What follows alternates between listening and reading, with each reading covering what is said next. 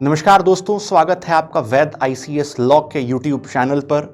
और आज आप सभी लोगों के लिए बस मेरी एक ही इल्तिजा है, एक ही शुभकामना है कि आपका आगामी राजस्थान जुडिशियल सर्विसेज का एग्जामिनेशन, क्योंकि आज जब भी आप वीडियो देखेंगे तो आप में से बहुत से लोग रास्ते में होंगे, यात्रा में होंगे, मन में अनेक प्रकार के प्रश्न चल रहे होंगे।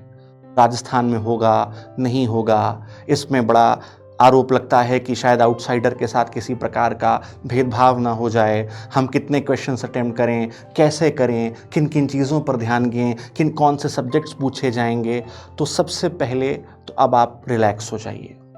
आपने अपना अथक परिश्रम किया है, अपने पुरुषार्थ से अपने इस पूरे आरजेएस के एग्जामिनेशन और इस पूरी जर्नी को आपने अपने मेंटल स्टेबिलिटी और मेंटल स्ट्रेंथ के साथ डील किया है। और अब समय है कि एक अच्छी नींद लेने का, आज एग्ज़ाम के एक रात पहले, एक दिन पहले, और कल अपना सर्वश्रेष्ठ प्रदर्शन करने का विद रिलैक्स्ड माइंड।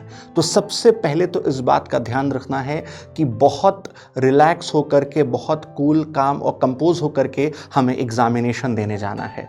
इस बात का ध्यान रखिएगा कि आपका एग्जामिनेशन के जो सेंटर हैं वो राजस्थान जुडिशियल सर्विसेज के जोधपुर और जयपुर में हैं। ज़्यादातर लोग जो दूसरे स्टेट से हैं, यूपी से हैं, बिहार से हैं या किसी अन्य राज्य के हैं, उनका सेंटर हो सकता हो जयपुर पड़ा हो, और जो राजस्थान के लोग हैं उनका जोधपुर पड़ा हो। आपका एग्ज़ाम का समय 10 से 12 होगा और आपके एडमिट कार्ड में लिखा होगा रिपोर्टिंग टाइम 9 बजे से। तो ध्यान रखिएगा कि आप समय से अपने एग्जामिनेशन सेंटर पहुंच जाएं, और जब वहां पर पहुंचें तो यदि आपके पास अपना कोई सामान हो तो आसपास जहां भी कलेक्शन सेंटर हो उस एग्जामिनेशन सेंटर में वहां पे जमा करा दें। ड्रेस कोड का ध्यान रखें कि आपके ट्राउज़र में, आपके जीन्स में कोई बहुत पॉकेट्स नहीं होने चाहिए। जितने हमारे बॉयज़ हैं, अगर वो जो है ट्राउज़र पहन के जा पाएँ तो सबसे अच्छा होगा। आप हाफ शर्ट पहन कर जाएँ या हाफ टी शर्ट पहन कर जाएँ तो सबसे बेहतर होगा।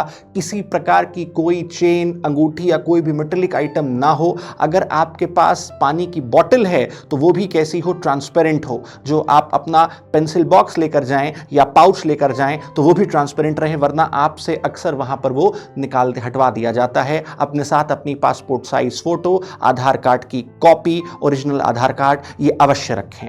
और अब आपके मन में ये प्रश्न होगा कि हम एग्जामिनेशन पेपर कैसे अटेम्प्ट करें।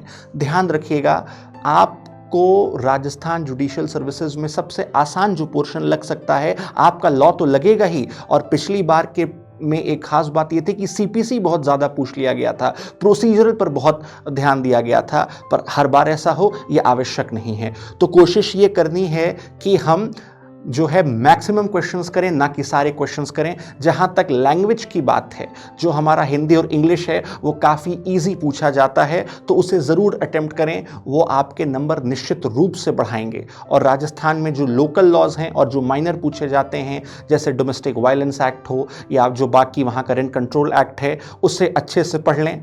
और एक बहुत ही स्ट्रैटेजी के साथ ध्यान दें कि अगर 4 ऑप्शन हमें दे रखे हैं तो एक ही पैटर्न पर ना टिक करते चलें कि हाँ एक का बी कर दिया, दूसरे का सी कर दिया। क्वेश्चन को अच्छे से पढ़ें, उसके बाद 1 से 2 मिनट उस पर एनालिसिस करें, और तब जाकर आपको ध्यान रखिएगा प्रीलिम्स का एग्जामिनेशन में मैं हमेशा ये बात क्लास में भी कहता हूँ कि आपको एप्रोप्रिएट आंसर टिक करना होता है। उन चारों विकल्पों में जो सबसे सही उत्तर है आपको उसे टिक करना है। और ध्यान ये रखिएगा कि अगर आज आप रिवाइज भी कर रहे हो तो केवल और केवल बेयर एक्ट फोकस्ड स्टडी करिएगा, इंडेक्सेस को देखिएगा, नए और पुराने लॉस के और जो मेजर चेंजेस हुए हैं, क्योंकि राजस्थान में बीएनएस आईपीसी दोनों पूछा जा रहा है, बीएनएस सीआरपीसी दोनों पूछा जा रहा है। तो ध्यान रखिएगा कि जो इंडेक्स हैं आप उसका अच्छे से अध्ययन करें, और एग्जामिनेशन हॉल में बहुत ही शांत मन के साथ बैठें। यकीन मानिए